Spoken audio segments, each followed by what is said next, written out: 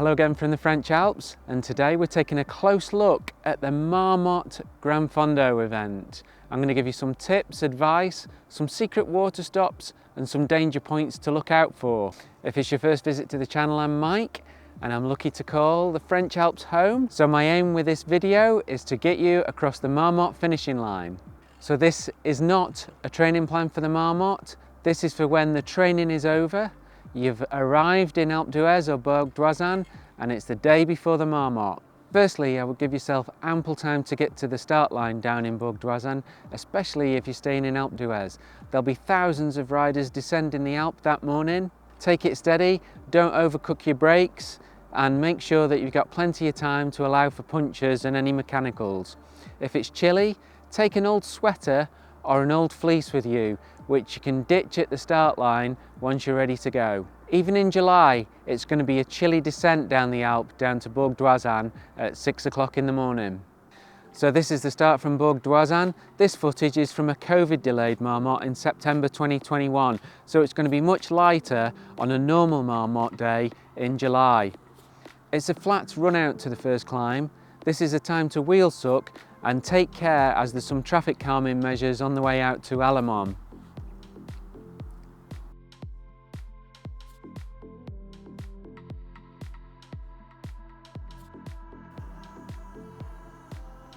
Here we're swinging right towards Allemond village and on towards the first ramp, which isn't the Col de Glandon.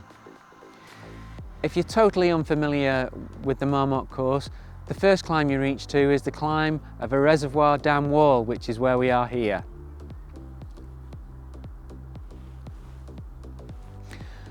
Around the reservoir it's flat and undulating for another 3 or 4 kilometres to the start of the Col de Glandon.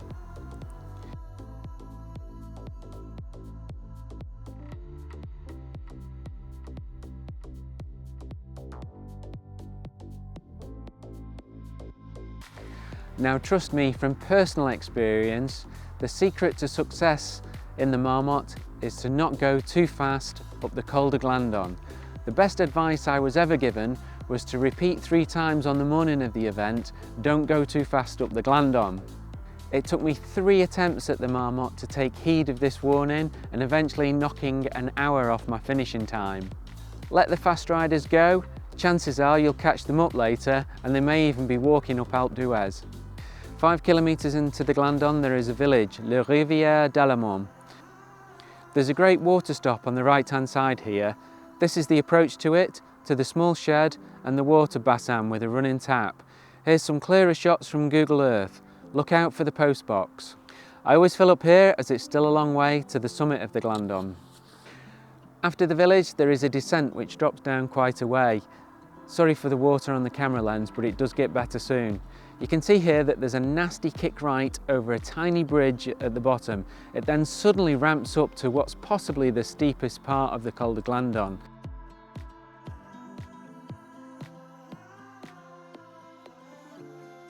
It's easy to ship your chain here like this guy has done on the right.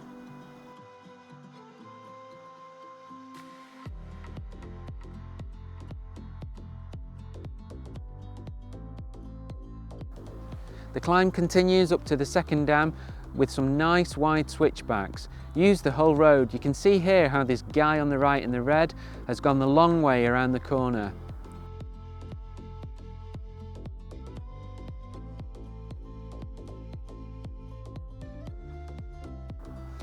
Up past the second reservoir, it's flat again, followed by another descent, and then you can see the Col de Glandon summit in the distance.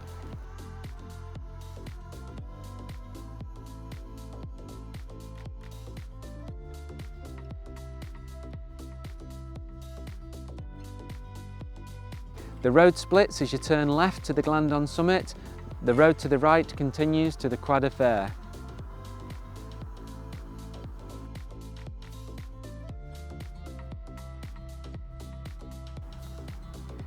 This is the Glandon summit and feed station.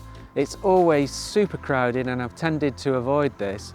That said, I do stop at the top of the Glandon as the descent is neutralised, so once you're over the timing mat you can take your time.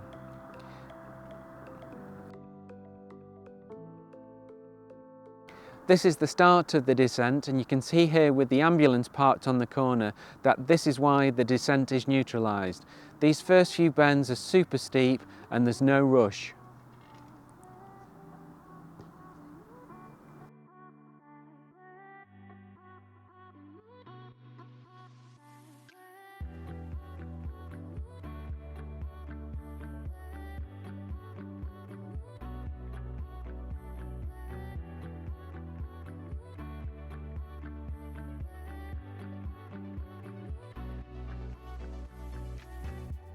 Roughly halfway down is the village of St Columbine and another water fountain here on the right.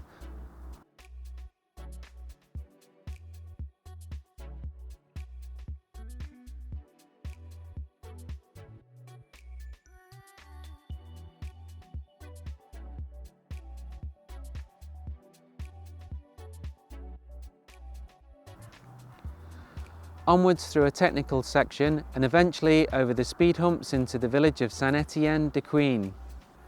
You can see that everyone is regrouping here and waiting for teammates as the clock is still stopped at this point. After the sharp right-hander, there's a toilet on the right and usually a feed station on the left, before the timing mat where the stopwatch restarts. From here, it's a long slog up to St Michel de Maurienne, and the key thing here is to get into a group. In July it could be 35 degrees in the valley and it's usually a headwind. I've previously chased to get on a group here. That was a bad idea and lost a lot of energy. So my advice is to wait for a group to form by the timing mat and then to jump on it and do some wheel sucking. Before long you're on the outskirts of St Jean de Maurienne and there are two railway crossings fairly close together. They're both very dangerous as the tracks don't go perpendicular to the road. There's been accidents here, and although I think in hindsight I've swung out a bit too far here on the left for the oncoming car, it's important to try and hit them perpendicular. Into St Michel de Maurienne, and somehow I've ended up on the front as we swing right and onto the bottom of the Col de Telegraphe. On the left there is another water fountain. It's the green thing, it's one like this.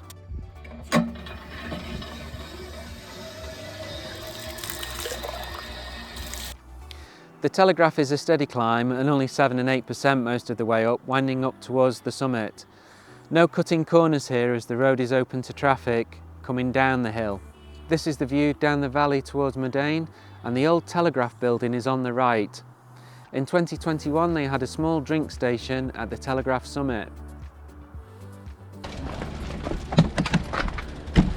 Bonjour monsieur. Bonjour. Bateau? Oui, s'il vous plaît, merci. Over the Telegraphe, and it's a short non-technical descent down towards Valois. This is a good point to ask you to click the like button as it does help with the YouTube algorithm.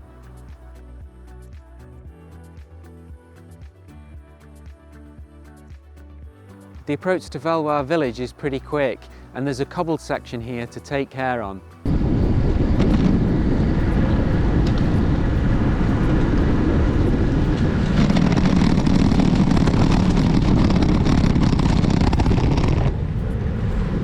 Out of Valois it's a steep ramp and there's usually a feed station just on the left. I would normally stop at this one.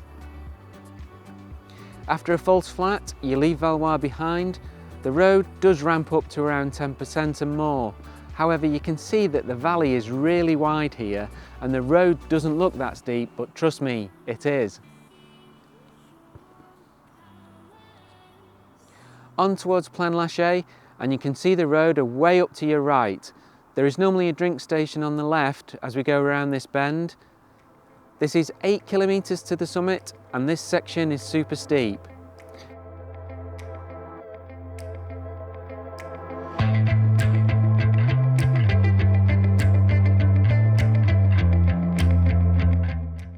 After a couple of kilometres you pass the memorial to Marco Pantani, and this marks the spot where he attacked on the Galibiere in his last Tour de France.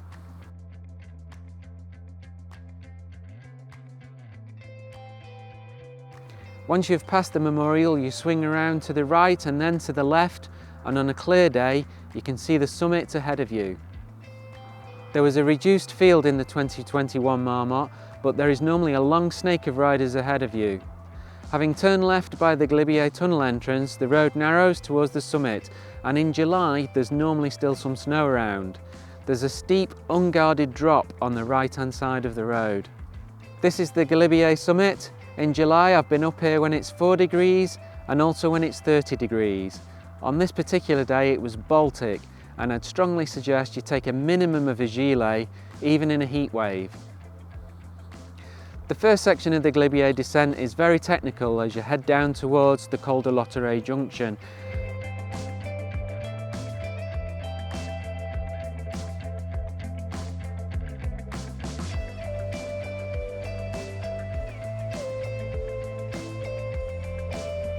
After the Galibiere tunnel exit, on the right hand side is the memorial to Henri de Grange, the founder of the Tour de France.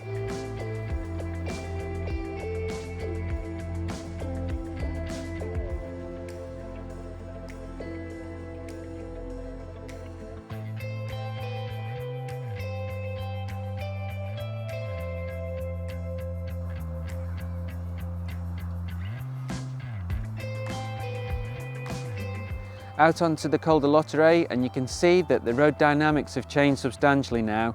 It's much wider, but that doesn't mean to say the road surface is perfect. It was pretty sketchy in places. When we get down to the tunnels, the lighting in the tunnels is much improved in recent years.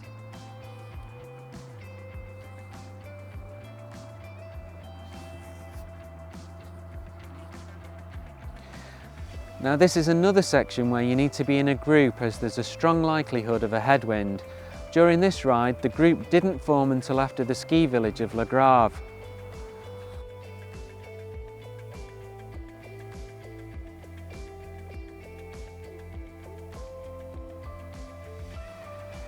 This section of the road is normally closed to oncoming traffic. However, make sure you check carefully which sections of the course are on closed roads.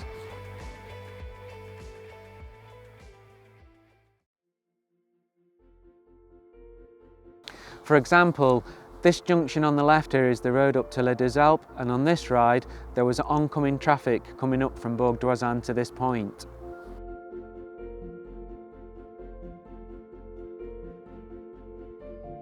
Back on the flat towards the foot of Alpe D'Huez, and there's usually a final feed station on the right hand side here. However, if it's just water you need, there are frequent water stations all the way up the Alpe, but be warned, they're often at mains pressure.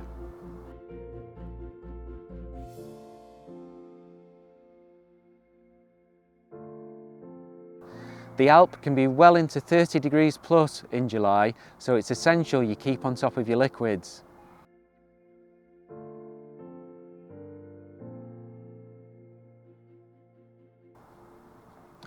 Most of the bends on the Alpe are flat and wide, and make sure you use all the space you can, but beware, there will be riders descending from the finish at some speed.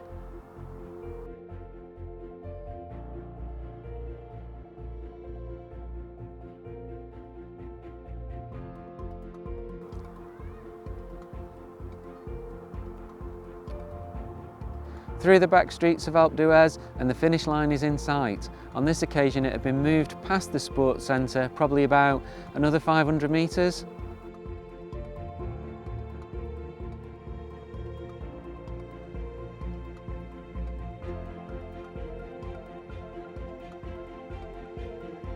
Across the line, and time to grab some food and drink.